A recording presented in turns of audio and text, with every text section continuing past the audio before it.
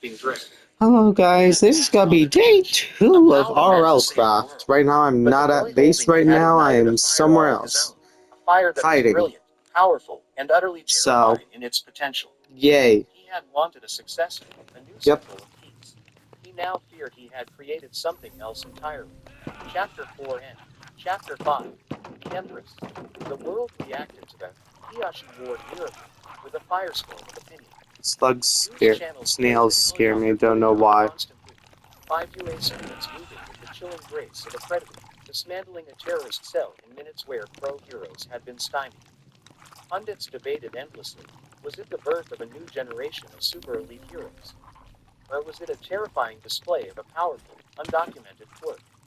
Online forums exploded with theories, with hashtags like hashtag commanders and hashtag Denji's disciples trending for days. Izuku Midoriya's face was suddenly everywhere, the quiet, determined look in his eyes analyzed and reanalyzed by millions. For the students of Class 1A, the incident brought the simmering tension of their dorm to a boil. The awe was palpable. Kaminari, Zero, and even Ida now looked at Izuku with a new, profound respect. They had seen the results, and the results were undeniable. But beneath the respect, fear and suspicion festered. Bakugo was a thundercloud of repressed fury, refusing to even speak to Izuku, his glare promising future reckoning. Others were Jesus, this seeing lag is Izuku insane, along man.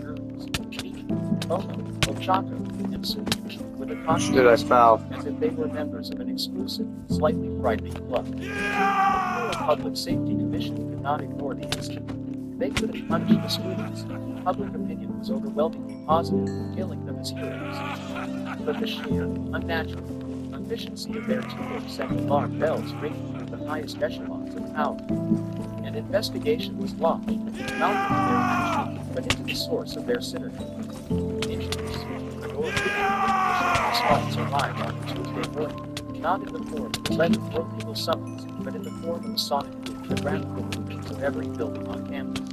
On the a figure landed from the force in sparkle, cracking the pavement. She stood up, brushing a piece of debris from her muscular shoulder, her white hair like a lion's mane.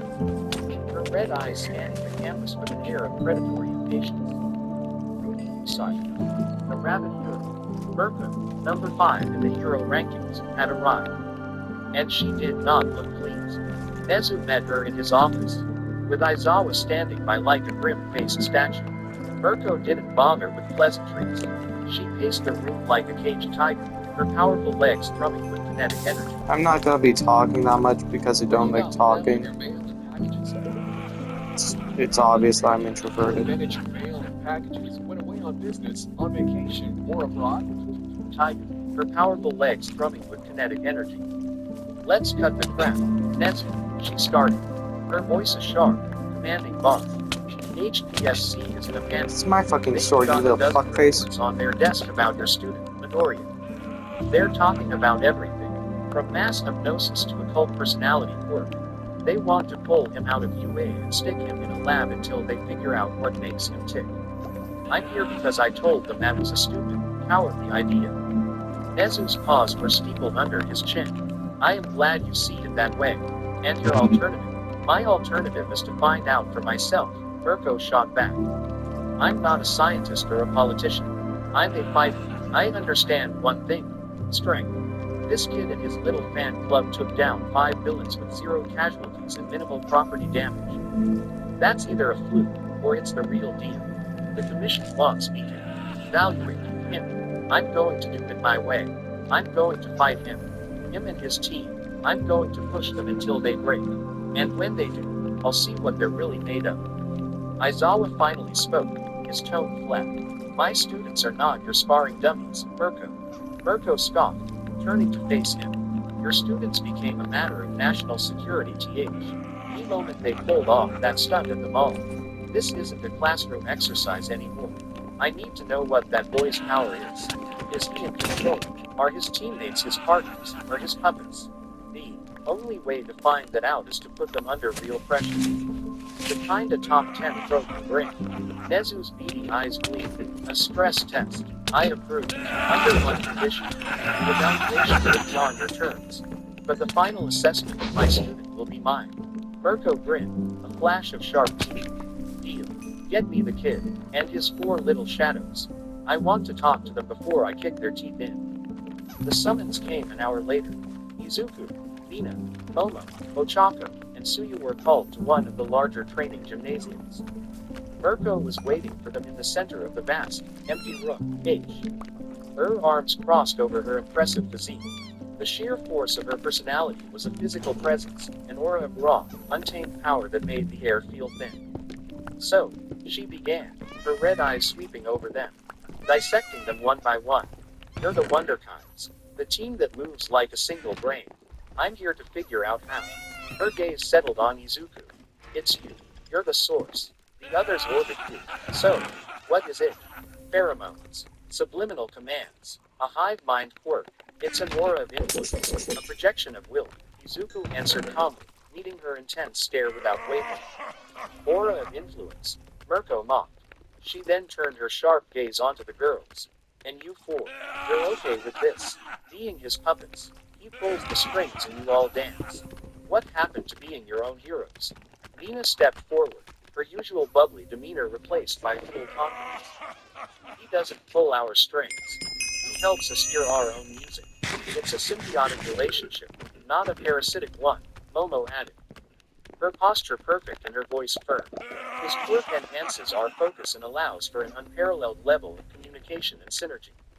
Our wills are our own, but our purpose is aligned. I've never felt more in control of my quirk, Ochako said, her voice full of a conviction that surprised even herself. It is the most logical and effective method of teamwork I have ever experienced.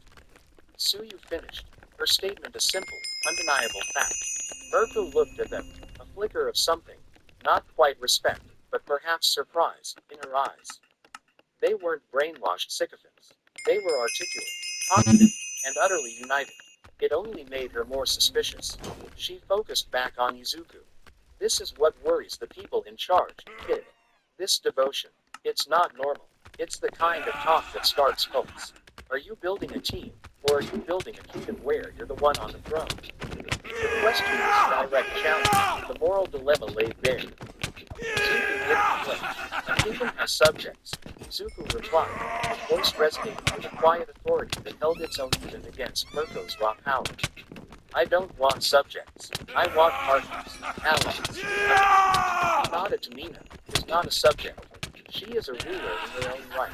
A knight, he glanced at the others, is not a pawn. They are a pillar of the realm. My quirk doesn't make people follow me. It reveals a common purpose and gives us the means to achieve it together. Their strength is my strength, and my strength is theirs. If that builds a kingdom, then it will be one where everyone wears a crown. The room was silent for a long moment. Mirko stared at him, her expression unreadable. She had expected a nervous child or a budding megalomaniac. This calm, articulate, young man who spoke of shared power and mutual respect was something else entirely. Something more dangerous. Pretty words, she finally said, breaking the silence. But words are cheap. Talk is over. Time for the real test. She cracked her knuckles, the sound like gunshots in the quiet gym. Tomorrow, dawn, training ground beta. It'll be me against the 5 of you. The objective is simple. There are 10 rescue dummies scattered across the city zone. You have 1 hour to retrieve at least 8 of them and bring them to the extraction point. The catch. She grinned, a wild, ferocious expression. I'll be hunting you, and I don't pull my punches. Show me what your kingdom can really do. The next morning, the air was cool and crisp as the sun began to rise. Training ground beta was a sprawling, dense cityscape of concrete and steel, perfect for urban warfare. Izuku and his team stood at the designated starting point, their hero costumes on, their faces set with grim determination. Mirko is a solo hero for a reason, Izuku said, his eyes scanning the silent buildings. She relies on overwhelming speed and power to end fights before they begin. She's a force of nature. We can't beat her in a straight fight. We can't even hope to contain her. So we don't play her game. We play ours. He reached out with his aura, linking the 5 of them into their private network of thought and intent. The mission is the only thing that matters. We are not here to fight her. We are here to win. Momo, I need distractions. High explosive but non-lethal. Create them on timers. We need to split her focus. Ochako, Suyu, you are the retrieval team. You are faster and quieter. Mina, you're on interference.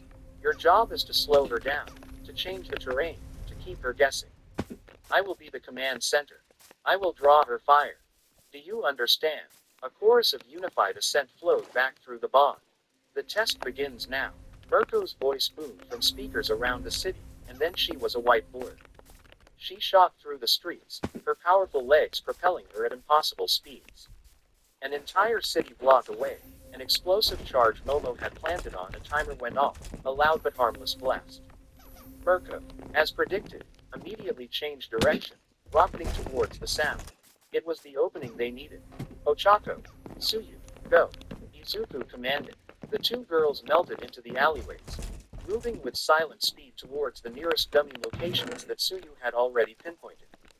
Mina got to work, spraying sheets of acid onto the main thoroughfares, creating slick, passable barriers and corrosive traps that would slow a less agile opponent. Izuku stood in the center of a plaza, waiting. He didn't have to wait long. Mirko, realizing the first explosion was a dud, changed course. She appeared at the far end of the street, a white comet of destruction. Found you, little king, she yelled, launching herself at him. Mina, now. The ground in front of Mirko suddenly dissolved as Mina, hidden in a building, fired a high-potency acid blast.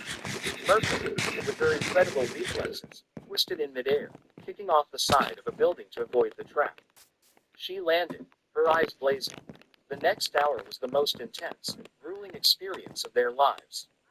It was a high-speed shell game across the entire city. Izuku, with Mina as his guardian, constantly drew Mirko's attention, leading her on a wild chase through a labyrinth of Momo's timed explosives and Mina's acid traps. Meanwhile, Ochako and Suyu moved like ghosts, retrieving one dummy after another, their movements perfectly synced. Their path cleared by the chaos Izuku was creating. They were working. It was actually working. They had retrieved 7 dummies, and the extraction point was in sight. Team Mirko was a top 5 hero for a reason. She was learning. She stopped reacting to the distractions and started predicting them. With a final, explosive burst of speed that seemed to defy physics, he bypassed Mina and appeared directly in front of Izuku. Game over, kid, she snarled, her fist cocked back. But as she moved to strike, her instincts screamed. She looked up. The entire 5-story building that Mina had been using as a perch was groaning, its support structures eaten away by a stray shot of her own acid mixed with the concussive force of Mirko's movements. It was coming down, directly on top of her. Her solo hero instincts told her to leap away, to save herself. But Izuku was there, in the crush zone. In that split second, Izuku didn't see an enemy. He saw someone in danger.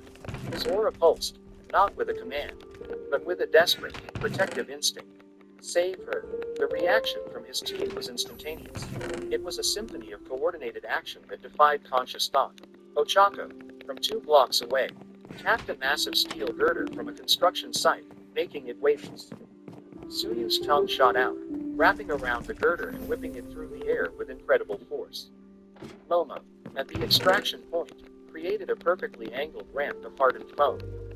Mina sprayed a lubricant on the ramp's surface. The weightless girder flew across the city, the ramp, and shot upwards, slamming into the collapsing building from the side. It was a 1 in a million shot, a perfect calculation of physics and timing that would have been impossible without their bomb. The impact didn't stop the collapse, but it changed the trajectory. The tons of concrete and steel crashed down, not on top of them, but in a neat pile just beside them, kicking up a massive cloud of dust. Mirko stood frozen, her fist still cocked, as debris rained down around them. She had been completely out of position, her own recklessness having created a fatal trap. And these kids had just pulled off a rescue maneuver so complex and so perfectly executed it shouldn't have been possible. My daughter gave me these boots for Father's Day. Didn't expect much, but Velcro and a zipper, on in seconds. Great arch support and These kids had just pulled off a rescue maneuver so complex and so perfectly executed it shouldn't have been possible. They had saved her. The dust began to settle. In the silence, Ochako and Suyu calmly walked past, carrying the 8th rescue dummy. They had one. Later, in the debriefing room, Mirko was quiet. She was no longer the brash, arrogant hunter. She was thoughtful, her gaze fixed on Izuku. Your report to the HPSC. Nezu asked from a monitor on the wall. Mirko took a deep breath. My report will state that Izuku Midoriya's quirk is not a threat. It is a paradigm shift. I have never seen a team operate on that level. Ever. She stood up and walked over to Izuku, stopping in front of him. The others tensed, but Izuku remained calm. That thing you said, Mirko began, her voice low. About a kingdom where everyone wears a crown. I've always worked alone. Always thought teams were just a way for weak heroes to feel strong. You proved me wrong today. What you have, it's the real deal. She looked him dead in the eye, and for the first time, he saw not skepticism, but a fierce, burning respect. I'm not a follower, kid. It's not in my blood. But what you're building, it's going to need someone to watch the borders. Someone to handle the fights that are too dirty or too dangerous for the rest of your court. She held out her gloved hand. I'm in. Not as a subject, as an ally, an empress for your new empire. When you need a problem to go away, when you need a monster put down, you call me. Izuku looked at her outstretched hand, then back at her face. He saw her unshakable will, her absolute strength, now offered to his cause. He took her hand, his grip firm. It will be an honor to have you, Usajiyama-san. She just grinned. Call me Mirko, boss. From a darkened room hundreds of miles away, the Hierophant watched the final report from monitor flash across his screen. Target, Midoriya, I. Status. Alliance formed with pro hero Mirko. Isolation strategy compromised. The Hierophant's usual calm expression tightened, a crack in his serene facade. He had underestimated the boy's charisma, his ability to win over not just the impressionable, but the intractable. This was a significant setback. The soft approach has failed, he said to the empty room. He is consolidating power faster than we anticipated. Accelerate the timeline. Move on to phase 3. He'll no longer try to cage him with politics. We will discredit him. We will break him. Chapter 5 End. Chapter 6. The Ascendant's Gambit. Mirko's endorsement acted as a shield and a seal of legitimacy. Her public report to the Hero Public Safety Commission was a masterpiece of blunt force diplomacy. She declared Izuku Midoriya's quirk a strategic force multiplier of the highest order, and his team, the most cohesive combat unit I have ever witnessed. She omitted the more esoteric details of their bond, framing it in practical, tactical terms the bureaucracy could understand. While the HPSC remained wary, Mirko's top 5 ranking and unimpeachable reputation forced them to officially downgrade their investigation to a long-term, observational partnership. At UA, the change was immediate. The fear and suspicion among the student body didn't vanish, but it was overshadowed by a wave of awe and respect. Izuku Midoriya had been personally vetted and allied with one of the strongest heroes in the nation. He was no longer just a student with a scary quirk. He was a recognized power player, a faction leader in the making. Mirko became a semi-regular presence on campus, running brutal, high-intensity drills with Izuku's core team in their spare time. She pushed them to their physical and tactical limits, forging their synergy in a crucible of controlled chaos. Under her mentorship, their individual skills sharpened, and their reliance on Izuku's aura evolved. It was no longer just a tool for perfect communication. It became a platform upon which they could improvise, anticipate, and act with a degree of autonomy that only deepened their collective strength. Izuku's inner circle was solidifying. Mina was his second in command, the heart of the team. Momo was his chief strategist and quartermaster, her intellect and resources indispensable. Ochako was the head of rescue and support, her empathy a crucial moral compass. Suyu was his intelligence officer, her perception and mobility unmatched. And Mirko was his champion, his powerful connection to the world of pro heroes. They were a cohesive unit, a nascent power block growing quietly within the walls of the world's greatest hero academy. The sense of progress was intoxicating. It was a piece too perfect to last. In a sterile, soundproofed room deep within a skyscraper in Geneva, the Hierophant observed a complex data array. On one screen was a live, high-resolution satellite feed of the UA campus. On another, detailed psychological profiles of Izuku Midoriya and his allies scrolled endlessly. The alliance, with Usajiyama as a critical complication, he stated, his voice calm and measured. She has provided him with a cloak of legitimacy that our previous strategy cannot penetrate. We can no longer rely on the institutions to cage him for us. Quote, Monitor stood in the shadows, a silent, gray effigy. Phase 3 is ready to be implemented. Hierophant. The target, Councilman Kenji Saragame, head of the Aldera Public Safety Committee. He's giving a speech at the dedication of a new community center this afternoon. His district includes Midoriya's home, making the boy's presence plausible. Saragame is a hardliner on court regulation, a perfect ideological opponent to create friction. The Hierophant considered this, and the Catalyst, a small, disaffected group called the Quirkless Liberation Front. They believe society's focus on quirks has marginalized them. They're planning a protest at the event. They are passionate, disorganized, and completely unaware they are our pawns. We will not be arming them. We will simply be amplifying their discontent with a subtle, subsonic broadcast. Enough to turn their protest into a small, messy riot. And the gambit itself, the Hierophant asked. Monitor brought up a new screen. It showed a figure who looked and sounded identical to Izuku Midoriya. A deepfake, but one so advanced it was indistinguishable from reality, created from the team. Terabytes of data they had gathered on him. Our agent, Mimic, will be on site, disguised as a civilian. Once the chaos begins and the real Midoriya intervenes, Mimic will record specific phrases and actions. That footage, combined with our digital avatar and some carefully crafted special effects, will become our narrative. We will not show him as a villain. We will show him as an addict. To control the intoxicating rush of his own power, using a volatile situation for his own glory. The Hierophant nodded slowly, not an iron fist, but a velvet poison. Turn his greatest strength, public opinion, against him. Let the world see not a commander, but a manipulator. Proceed. The event was supposed to be a simple public relations exercise for UA. Councilman Saragame, a man with a bloodhound's face and a reputation for anti-court rhetoric, had requested the presence of students from his home district at the community center dedication. As such, Izuku and Bakugo, under the begrudging supervision of President Mike, What's up, bud? How are you? Nothing good, how are you? The atmosphere was already tense when they arrived. A crowd of about 50 protesters was cordoned off by police, their signs decrying quirk-centric society. Izuku felt a pang of sympathy. He, more than anyone, understood their grievance. Councilman Saragame took the stage, his speech immediately taking a hostile turn. He spoke of the dangers of unfettered quirks and the need for stricter controls, his words a thinly veiled attack on heroes and institutions like UA. The protesters grew louder, their chants turning into angry shouts. The police line strained. Then, a low, almost imperceptible hum began to emanate from a nearby news van. Izuku felt it at the edge of his senses, a discordant frequency that grated on the nerves. The crowd's anger spiked. A protester threw a bottle. The police surged forward. The protest devolved into a chaotic, shoving melee.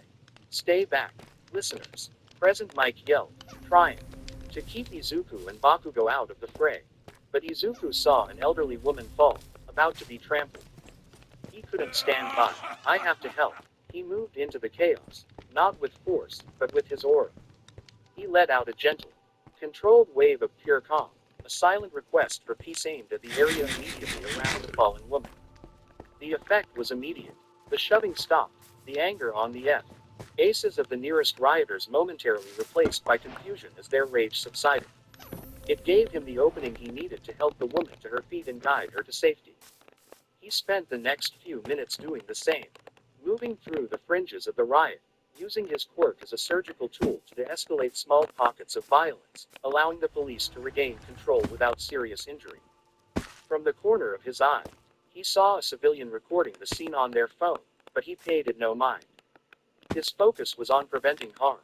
Within 10 minutes, the riot was quelled. The police had made a few arrests. But thanks to Izuku's intervention, a potential disaster had been averted. Saragame, seeing the UA student who had just saved his event from ruin, came over and shook his hand for the cameras, praising his quick thinking and calming influence. Izuku felt a sense of quiet satisfaction. This was how his power was meant to be used. As a tool for peace. He had no idea he had Zhu. He walked into the most sophisticated trap of his life. The story broke the next morning. It wasn't just a story, it was a bombshell. A major news network ran an exclusive piece, citing an anonymous source. The footage they aired was from the riot, but it was horrifyingly different. It showed Izuku, but his eyes held a faint, predatory glow. It showed the protesters not calming down, but their faces going slack. Their movements becoming robotic as they complied with his unspoken will. The audio was manipulated, twisting his calm calls for peace into eerie, sibilant whispers that seemed to bypass the ear and sink directly into the brain. The worst part was the footage of Councilman Saragame. The deepfake showed Izuku placing a hand on the councilman's shoulder, his eyes glowing intensely for a moment. The councilman's expression went blank, and then he was praising Izuku, his words sounding forced, his eyes glassy. I bought these pants for my dad as a surprise gift, and he couldn't believe how amazing they were. First thing he said, these are way better than my old jeans. Perfect gifts for men over 40, 50, or even 70. Waterproof, keeps you dry no matter the weather. Tear resistant, built to withstand rough conditions. Multiple pockets for all the tools and essentials he needs. 360 degrees flexibility, move freely and comfortably all day long. Now, he's wearing them everywhere. And then he was praising Izuku, his words sounding forced, his eyes glassy. The implication was terrifyingly clear. Izuku Midoriya had not de-escalated a riot. He had brainwashed rioters and a public official for his own glorification. The world erupted. The hero who had been celebrated a week ago was now a monster.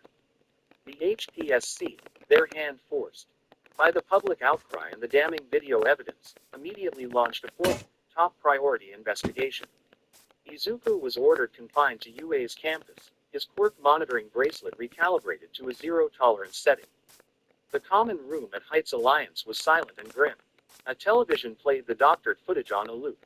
His classmates, even those who had come to respect him, now looked at him with renewed doubt and fear. But his inner circle did not waver. They gathered around him in their designated corner, which had now become a veritable war room. Mirko had arrived within the hour, her face a mask of cold fury. It's a frame-up. A professional hit job, she snarled, pacing the room. That footage is slick. Too slick. This isn't some random prank with a grudge.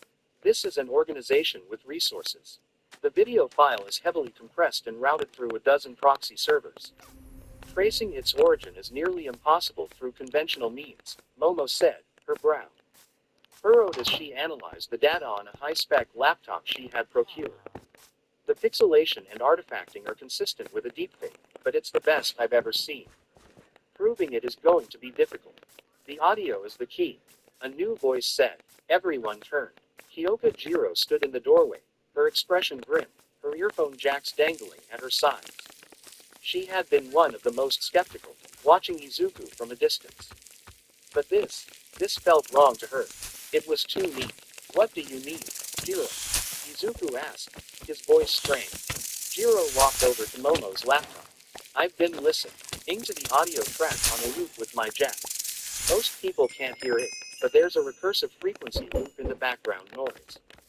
The sound of the crowd, it's a sample, maybe only 2 seconds long. That's been layered and repeated to sound like a continuous riot. And his voice, she looked at Izuku, the sibilant hiss they added. It has a different audio signature from your actual speech. It was added in post-production. It's a fake. I can prove it. A spark of hope ignited in the room. Izuku looked at Jiro, a wave of gratitude washing over him. He had never formally invited her into his circle, but she had come anyway. Drawn by her own integrity and her unique ability to hear the truth. Jiro, Izuku said, his voice firm. I need your help. We all do. She met his gaze and gave a single, sharp nod. They're trying to silence you with lies. I hate that. Let's get loud. With Jiro now officially on board, the team went to work with a new ferocity. The plan was threefold. Mirko would be their champion in the halls of power, running interference at the HPSC and using her status to demand a fair hearing instead of a summary judgment. Momo would use her family's resources and her own intellect to lead the digital forensics, working to find a concrete flaw in the video itself. Jiro would focus entirely on the audio, preparing a technical analysis that would be irrefutable. Oh, Chaco and Suyu were tasked with a different kind of investigation. They meticulously went through social media posts and eyewitness accounts from the riot, looking for testimonies that contradicted the official narrative. The next 48 hours were a blur of sleepless nights and relentless work. Jiro, her jacks plugged into a sophisticated soundboard, isolated the looped audio, mapping its exact frequency and repetition. Momo, running the video through a fractal analysis program on a Yaoyorozu Corp supercomputer, found it, a single frame where the deepfake's digital mask around Izuku's Yes failed to perfectly match the lighting, an error of 0.01 nanometers, but it was there. Meanwhile, Ochako and Suyu found a dozen different cell phone videos of the event, none of which showed Izuku's eyes glowing or the crowd going slack-jawed. Armed with their evidence, Nezu arranged an emergency, closed-door tribunal with the heads of the HPSC. Mirko stood guard at the door, her presence ensuring there would be no foul play. Inside, Izuku and his team faced a panel of grim-faced officials. They played the doctored video. The air was thick with accusation. Then, they presented their findings. Jiro went first, playing the isolated audio loop for them, showing them the spectral analysis of the fake whispers. The commission's own audio experts had to concede the evidence was undeniable. Then Momo presented the video analysis, showing the microscopic flaw in the deepfake, the digital fingerprint of manipulation. Finally, Ochako and Suyu presented a montage of a dozen different angles of the event from real eyewitnesses. The commission's case crumbled into dust.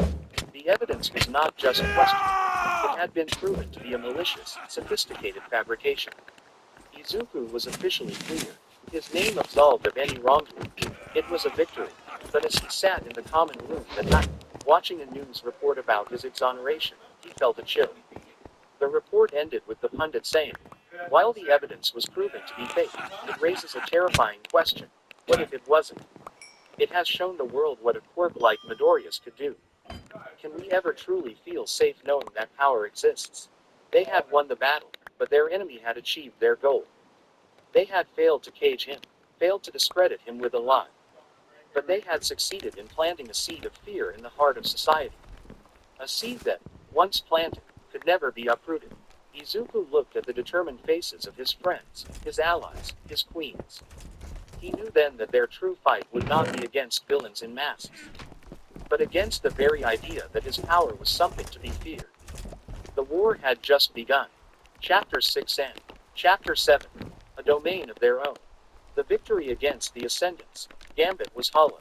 Izuku's name had been clear, but the poison of suspicion had seeped into the public consciousness. He and his team were now viewed with a wary, watchful eye. They were heroes, yes, but they were also a walking controversy, a power too potent and too strange to be easily accepted. The atmosphere in the main dorms became a suffocating blend of feigned normalcy and genuine anxiety. It was Nezu who broke the stalemate. He summoned Izuku to his office, with Aizawa and a holographic Mirko in attendance. The principal's expression was, for once, devoid of its usual playful cheer. It was the sober look of a grandmaster facing a complex and dangerous endgame. The Ascendants, as you have dubbed them, have demonstrated a frightening level of sophistication and reach, Nezu began. His paws steepled on his desk. They failed to frame you, but they succeeded in their broader objective. They have defined you in the public eye as a potential threat. They have painted a target on your back, Midoriya-kun, and by extension, on anyone close to you. Keeping you in the main dormant no longer viable, Aizawa stated, his tone flat but underlined his serious concern. It creates unnecessary friction with the other students and, more importantly, it makes Heights Alliance a priority target for this act. You cannot risk the safety of the entire student body. Izuku's heart sank. He was being isolated again. So what happens now? Am I being expelled?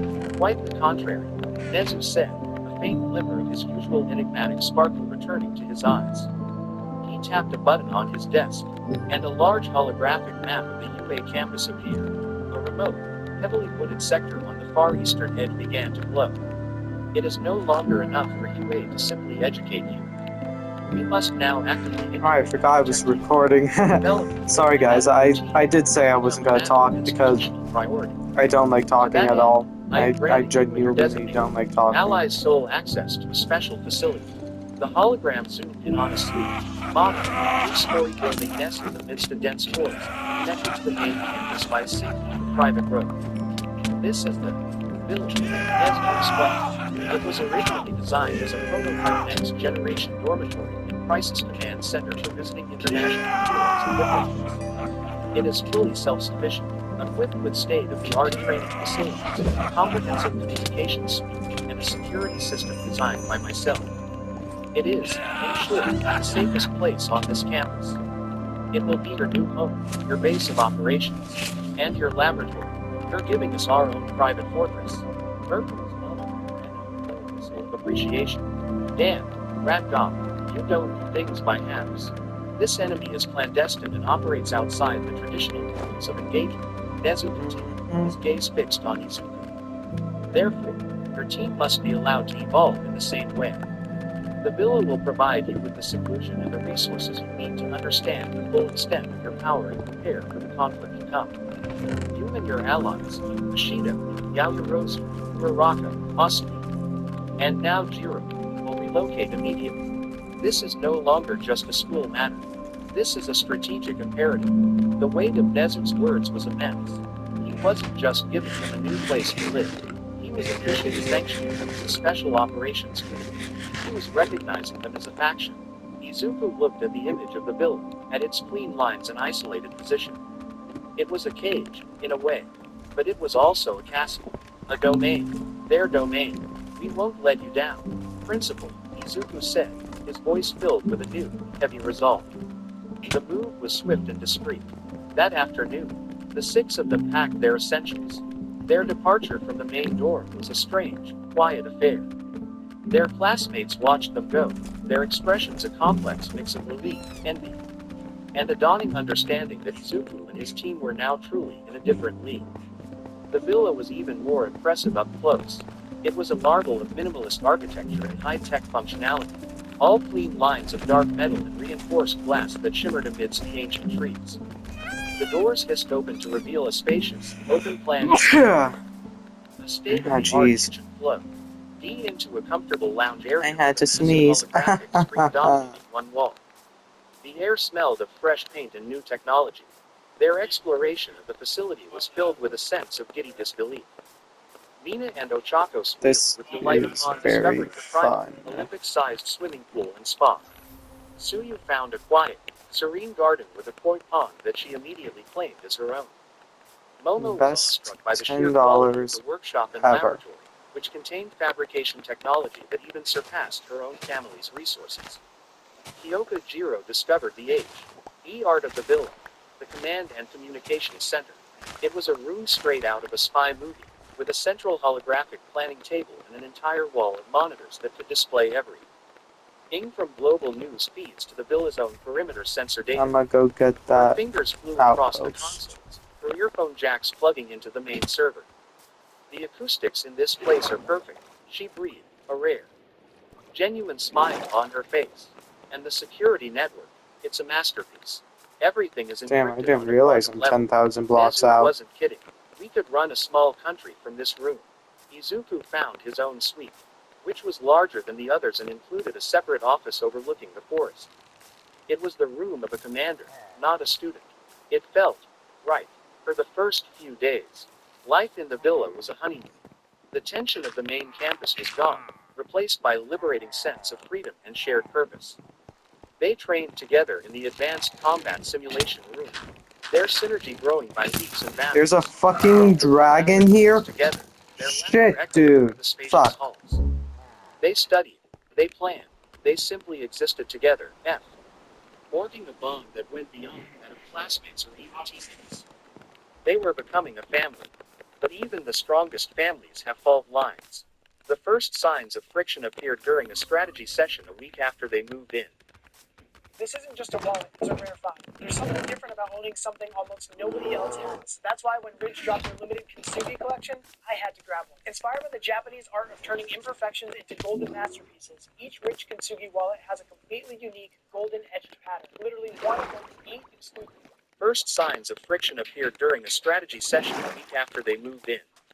Our enemy is organized and methodical, Momo stated, pointing to the holographic map on the command center table. She had been compiling every scrap of data they had on the Ascendants. Their attacks are not random. They are precise, calculated moves in a larger campaign. To counter them, we must be equally organized. I've drafted a series of protocols. She brought up a document on the screen. It was a 20-page treatise on communication hierarchies, rules of engagement for various threat levels, and a formal chain of command for situations where Izuku is incapacitated or unavailable.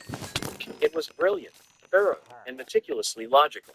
Mina, who had been lounging on a console, sat up, a frown on her face.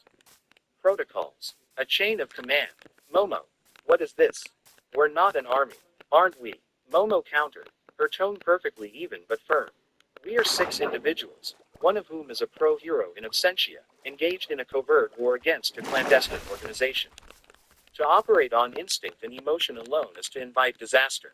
Structure is what will keep us alive. Structure is what will kill our spirit. Mina shot back, standing up. The playful energy was gone from her, replaced by a passionate fire. What makes us strong is our bond with Izuku. Our trust in each other. We're not a bunch of robots following a flowchart. We're his house. It's about art, not paperwork. The rules, they're cold. They don't account for what we have. Passion is not a substitute for a plan, Ashido-san, Momo said, her voice chilling slightly. Your heart will not save you when a sniper has you in their sights and you're waiting for an emotional consensus to decide on a course of action. We need discipline. We need a hierarchy. I am proposing a system that is logical and effective. You're proposing a system that puts you in charge if Izuku's not around. Mina accused, her voice rising. Because you think you're the smartest, that you know best. I am simply assessing your aspects of the most efficient deployment. Her composure finally cracking as a flush rose on her cheeks. My intelligence and strategic ability are among our greatest assets. Holy shit. To ignore that would be foolish. It was that easy? The argument escalated. Their 2 powerful personalities clashing like tectonic Fuck plates. yes, I want a fucking dragon. Ochako and Tsuyu stood by, looking deeply uncomfortable, unsure of how to intervene. It wasn't a petty squabble. It was a fundamental, ideological conflict about their very identity. Should they be a fluid, passionate family, or a disciplined, effective organization? Izuku stood in the middle of it, the force of their disagreement a tangible Said pressure. kill. He could feel Mina's fierce, protective loyalty clashing with Momo's deep-seated Thank fear you. of them. Aelier and her desperate need to protect them all through order and control. To simply command them to stop would be to act as a tyrant, proving Mirko's initial fears right. He had to be a leader, a mediator. He held up a hand. Enough. His voice was quiet, but it resonated with the power of his aura, and the room fell silent. He looked at both of them, his expression not one of anger, but of understanding. You're both right, he said. Mina and Momo stared at him, confused. Mina, you are the heart of this team, he said, turning to her. You're right. Our bond, our trust, the passion we have. Be for this cause and for each other. That is the source of our power. Without it, we are just a collection of quirks. We can never, ever lose that. Mina's tense posture softened slightly. And Momo, he said, turning to the taller girl. You are the mind of this team. You're right. Our enemies are smart, disciplined, and ruthless. To face them with passion alone is suicide. We need your strategy, your logic, your structure to give our power direction and purpose. Without it, our heart is just a target. Momo's rigid stance relaxed. The problem, Izuku continued, is that you're both trying to build the same house with 2 different sets of blueprints. You're arguing over whether the foundation should be made of stone or steel. The answer is, it needs to be both. He walked to the holographic table and cleared the map. We will have structure, but it will be a structure that supports our bond, not one that suffocates it. From this day forward, we are not just a team. We are a council. He looked around the room, meeting each of their eyes. I am the sovereign, he stated, a simple declaration of his role as the center and ultimate authority. But a sovereign is nothing without his counselors. Each of you has a vital role to play, a domain that you will command. He looked at Mina. Mina, you are the first. The Hearth Warden. Your domain is the heart of our house. Morale, internal cohesion, and the well-being of our members. You are my second, and in my absence, it is your duty to keep our family together. Mina's eyes widened, tears welling slightly. It was a title that honored her passion, her very nature. He turned to Momo. Momo, you are the Chancellor. Your domain is the mind of our house. Strategy, logistics, resources, and our relations with the outside world. You will draft our plans and ensure we have the tools to see them through. Momo stood taller, a look of profound gratitude and purpose on her face. Her need for order had been validated. He then looked to the others. Kyoka, you were the Warden of Whispers. Our Spymaster, your domain is intelligence and security. You will be our eyes and ears, protecting us from threats both external and internal. Jiro, who had been watching the argument with a detached analysis, felt a surge of belonging. She gave a sharp, appreciative nod. Ochako, you were the Guardian. Your domain is the soul of our house. Rescue, civilian protection, and outreach. It is your duty to ensure that in our fight, we never lose sight of who we are fighting for. Ochako's expression was one of fierce, determined joy. It was the perfect role for her. And Suyu, you were the Scout General.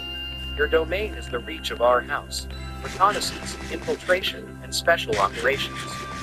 You will be the one to go where others cannot. Suyu's calm expression was lit by quiet pride. He looked at all of them, a group of disparate, powerful individuals now united under a single, cohesive structure. He had taken their conflict and used it to forge them into something stronger. These are your domains, Izuku concluded. You have autonomy within them. You will lead them, but you will work together, as a single unit. A family, and an organization. A house built on a foundation of both heart and mind. The tension in the room was gone, replaced by a thrumming, powerful sense of unity. They were no longer just Izuku's friends or followers. They were the founding members of his council, pillars of his burgeoning kingdom. Later that night, they held their first official council meeting around the holographic table. Their titles were displayed beside their names. There was no more argument, only a quiet, focused determination. They had a home, they had a structure, and they had a purpose. The Ascendants believe we are a threat to the world, Izuku said. His eyes sweeping over the faces of his counselors, his queens. It's time we showed them what a real threat looks like. Warden, I want you to find them. Chancellor, I want a plan. We're done waiting for them to make a move. We're going on the hunt. A chorus of determined agreement echoed in the command center of their new domain. The game had changed once again. Chapter 7 End. Chapter 8. The Hunter and the Hunted. The Council's first hunt was a descent into a global labyrinth of shadows. For 3 weeks, the villa's command center was the quiet, beating heart of their new war. Under the title of Warden of Whispers, Kyoka Jiro had come alive. She spent her days and nights entangling the digital ghost of their enemy, her jacks plugged into the mainframe, her fingers dancing across holographic keyboards. The Ascendants had been meticulous, routing their fabricated video through a dizzying array of shell networks and dead-end proxies. But meticulous was no match for relentless. With the processing power of the villa's servers and the financial backing of Momo as Chancellor, Jiro began to find the faintest of threads. A recurring encryption signature in the data packets. A proprietary bit of code used in the deepfakes rendering that was so advanced it could only have come from a handful of private R&D firms.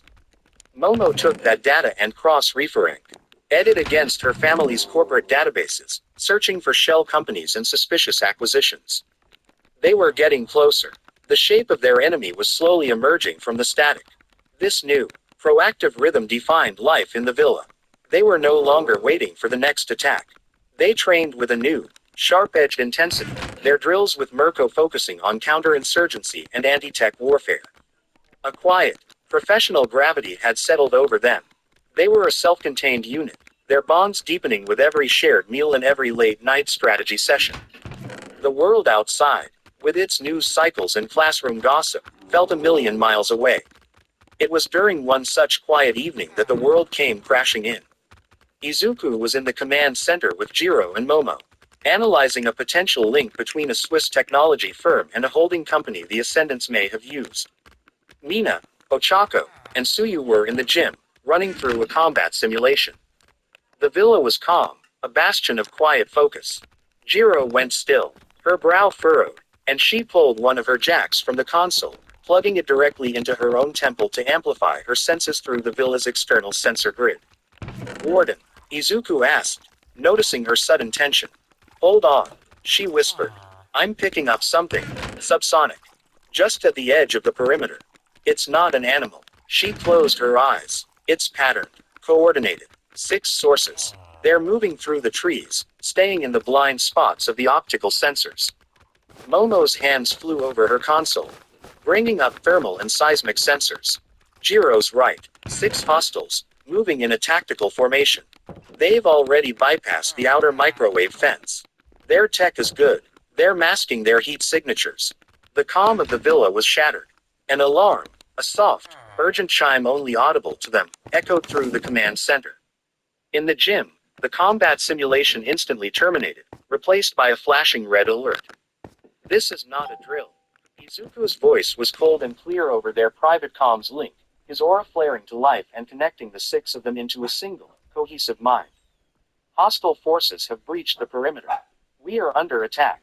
Council, to your stations." The transition from students to soldiers was instantaneous. Jiro's fingers became a blur, locking down the villa's internal systems, sealing blast doors, and activating the automated defense turrets on the roof.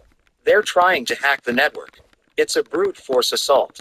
I can hold them off, but they're good." "Chancellor, status on defenses?" Izuku asked. "Internal barriers are in place," Momo reported, her voice steady as she directed the villa's resources. "I'm rerouting auxiliary power to the main shield generator. They won't be able to just walk through the front door." "Scout General," Izuku commanded. "I need eyes on the enemy. What are we dealing with?" "On my way, Hiro," Suyu's voice replied. From the gym, she shot her tongue up to a high vent, vanishing into the villa's circulatory system of maintenance shafts and crawlspaces. The first explosion rocked the building. It came from the south wall, a concussive blast that made the lights flicker. "They've breached the outer wall," Momo announced. "They used a shaped charge. It's a professional military assault." Izuku stood over the central holographic table, which now showed a 3D schematic of the villa and the 6 red icons of the invaders. He could feel the emotions of his team through their bond. Jiro's focused concentration, Momo's steely resolve, and a fierce, eager readiness from Mina and Ochako as they sprinted from the gym to the main common room. Apartment rentals with no upfront payments and quick availability. We have a wide selection of apartments.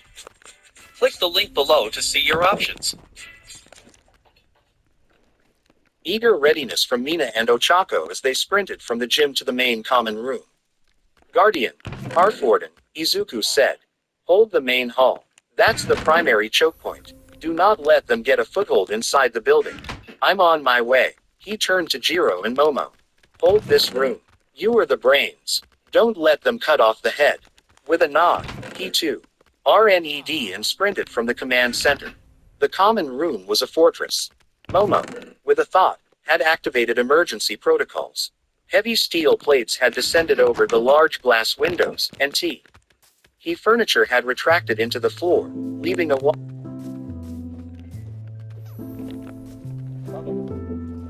What's up?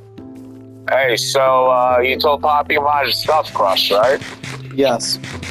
What do you want on that? Just pepper, mushroom, maybe. Mushroom? Yep. Okay, alright. You and Danny might be doing some of that. Okay? Okay. Alright, bud. Thank you. You're welcome. Alright, later. Love you, bye. A wide, open combat zone. Mina and Ochako stood back to back in the center of the room as a section of the breached outer wall groaned and then imploded. Dead inward in a shower of concrete and steel. 5 figures in matte black armor stepped through the dust-choked opening. They were armed and moved with the chilling efficiency of a special forces team.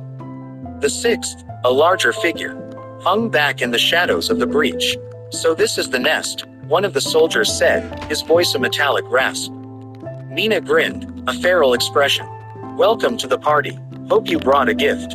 She slid forward, and the polished floor in front of the intruders was instantly a sheet of frictionless acid. Okay, At the guys, same I'm gonna time, post another Choco video Cat later. piece of broken mold. Bye.